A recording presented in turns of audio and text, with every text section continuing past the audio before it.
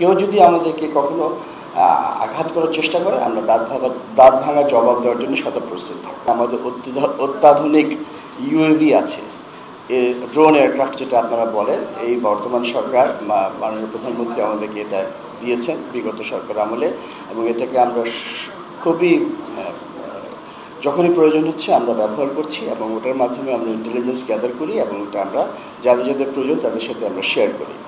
এছাড়াও আমাদের সমস্ত রকমের সক্ষমতা আছে। যদি আমাদের গ্রাউন্ড ফোর্সের অ্যাডিশনাল কোনো রিকোয়ারমেন্ট হয় তখন আমরা অবশ্যই আমাদের এয়ার সাপোর্ট দিতে পারবো, এরকম আমাদের পুরোপুরি সক্ষমতা আছে।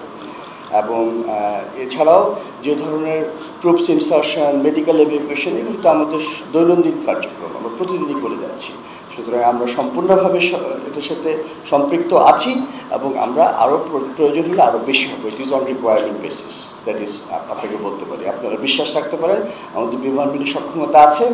আমরা যেটা আমাদের মাননীয় প্রধানমন্ত্রী সবসময় বলে, শত্রুতা, আমরা কারোর সাথে শত্রুতা করতে চাই না, কিন্তু কেউ যদি আমাদেরকে কখনো আঘাত করার চেষ্টা করে আমরা দাঁত ভাঙা জবাব দেওয়ার জন্য প্রস্তুত থাকবো।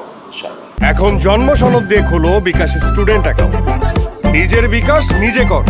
কোভিডের পূর্বে মাননীয় প্রধানমন্ত্রী আমাদেরকে মাল্টি রোল কম্ব্যাট এয়ারক্রাফটের জন্য অলমোস্ট আমরা অনেক দূর এগিয়ে গিয়েছিলাম। পরবর্তীতে কোভিড হলো, এবং আমাদের বৈশ্বিক মন্দা যেটা চলছে সেই ক্ষেত্রে আমাদের যে অর্থনৈতিক চাপ পড়েছে সেটা আমরা খুব ভালো করে বুঝতে পারি। কিন্তু সেই জন্য আমাদের কোনো কিছু বন্ধ থাকবে না। আপাতত কিছুটা আমরা মানে টেম্পোরারি হল্ট বলবো এটাকে আমি। ইনশাল্লাহ শীঘ্রই আমরা আরও ভালো ভালো বিমান পাবো আশা করছি।